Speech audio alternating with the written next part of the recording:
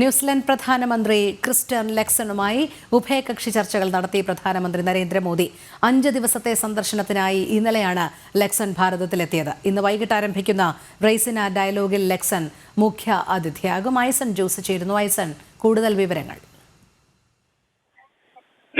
രോഹിണി, അല്പസമയം മുമ്പാണ് ക്രിസ്റ്റഫർ ലെക്സണുമായുള്ള കൂടിക്കാഴ്ച പ്രധാനമന്ത്രി നരേന്ദ്രമോദിയും ഹൈദരാബാദ് വൈസിൽ നടന്നത്. ഈ കൂടിക്കാഴ്ചയിൽ വളരെ സുപ്രധാനമായ നിരവധി ഘടകങ്ങൾ ചർച്ച ചെയ്തിട്ടുണ്ട് എന്നാണ് മനസ്സിലാക്കാൻ സാധിക്കുന്നത്. നിലവിലെ സാഹചര്യത്തിൽ നമുക്ക് ലഭ്യമാകുന്ന വിവരങ്ങൾ അനുസരിച്ച് 5 ദിവസത്തെ സന്ദർശനത്തിനെത്തിയ ക്രിസ്റ്റഫർ ലെക്സൺ വലിയൊരു പ്രതിനിധി സംഘത്തെയുമായാണ് എത്തിയിരിക്കുന്നത്. നിരവധി വ്യവസായികളെയും അതുപോലെ തന്നെ അനുബന്ധ രംഗങ്ങളിൽ പ്രവർത്തിക്കുന്ന നിരവധി നിക്ഷേപകർ ഉൾപ്പെടെയുള്ള വലിയൊരു സംഘത്തെയുമായാണ് അദ്ദേഹം എത്തിയിരിക്കുന്നത്. അതുകൊണ്ട് തന്നെ വൻതോതിലുള്ള, അതായത് നേരത്തെ അല്പമെങ്കിലും പിന്നാക്കം പോയ അല്ലെങ്കിൽ തളർന്നു പോയ ഒരു ബന്ധത്തെ കൂടുതൽ ശക്തമാക്കുക എന്ന കൃത്യമായ ഉദ്ദേശത്തോടു കൂടി തന്നെയാണ് അദ്ദേഹം എത്തിയിരിക്കുന്നത് എന്നത് തെളിയിക്കുന്ന നീക്കങ്ങളാണ് ഇപ്പോൾ ഉണ്ടായിരിക്കുന്നത് എന്നാണ് മനസ്സിലാക്കാൻ സാധിക്കുന്നത്.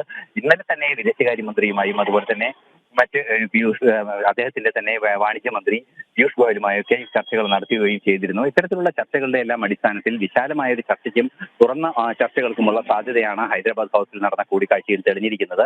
നമുക്കറിയാവുന്നതാണ്, വിദേശകാര്യ മന്ത്രാലയവും ഒബ്സർവേഷൻ റിസർച്ച് ഫൗണ്ടേഷനും ചേർന്ന് നടത്തുന്ന റെയ്സിന ഡയലോഗിന്റെ 10ാം പതിപ്പിൽ അദ്ദേഹം പങ്കെടുക്കുന്നുണ്ട്. അതിൽ മുഖ്യ അതിഥിയും അതുപോലെ തന്നെ മുഖ്യ പ്രഭാഷകരുമായാണ് ക്രിസ്റ്റഫർ പങ്കെടുക്കുന്നത്, ന്യൂസിലാൻഡ് പ്രധാനമന്ത്രി പങ്കെടുക്കുന്നത്. അതുകൊണ്ട് തന്നെ ഇന്ത്യയുടെ അന്തർദേശീയ നയരൂപീകരണത്തിലുള്ള കൃത്യമായ ധാരണയിൽ ഏത് രീതിയിൽ പ്രവർത്തിക്കാൻ ന്യൂസിലാൻഡ് തയ്യാറാകുന്നു എന്നത് സംബന്ധിച്ചുള്ള വിശദമായ ഒരു റിപ്പോർട്ട് അല്ലെങ്കിൽ വിശദമായ ഒരു നിഗമനം തന്നെ നമുക്ക് മനസ്സിലാക്കാവുന്ന ഒരു പാർട്ടിസിപ്പേഷൻ ആയിരിക്കും ആ ചർച്ചകളിൽ ഉണ്ടാവുക, അല്ലെങ്കിൽ ആ കോൺഫറൻസിൽ ഉണ്ടാവുക എന്നാണ് ഈ ഡയലോഗിൽ ഉണ്ടാവുക എന്നാണ് നിലവിലെ സാഹചര്യത്തിൽ നമുക്ക് മനസ്സിലാക്കാൻ സാധിക്കുന്നത്. അതുപോലെ തന്നെ മറ്റു പ്രധാനമായ ഒരു ഘടകം, ന്യൂസിലാൻഡിലെ 3ാമത്തെ ഏറ്റവും ശക്തമായ സമൂഹം, എത്തനിക് സമൂഹം ഭാരതീയ ഒറിജിനുള്ളവരാണ്. അതുകൊണ്ട് തന്നെ അവരുടെ വിഷയങ്ങളെല്ലാം തന്നെ ഒരു സാംസ്കാരിക വിനിമയത്തിന്റെ ഭാഗമായുള്ള ചർച്ചകളും നടക്കുമെന്നാണ് അറിയാൻ സാധിക്കുന്നത്. ന്യൂസിലാൻഡിനെ നമുക്കറിയാവുന്നതാണ്, വിവിധങ്ങളായ സാമൂഹ്യക്ഷേമ പദ്ധതികളിൽ വൻതോതിൽ മുന്നേറ്റം നേടിയൊരു രാജ്യമാണ്. സ്വാഭാവികമായും ഭാരതത്തിന്റെ ഈ ഡിജിറ്റൽ ഇന്ത്യ പോലുള്ള സംവിധാനങ്ങൾ, ഡിജിറ്റലൈസേഷൻ, ആരോഗ്യ പ്രശ്ന സംവിധാനങ്ങളുടെ ഡിജിറ്റൽ സംവിധാനങ്ങൾ ഒരുക്കുന്നതിനെല്ലാം തന്നെ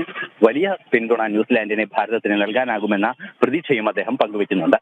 രോഹിണി. ശരി, ഐസൺ ജോസാണ് വിവരങ്ങൾ നൽകിയത്.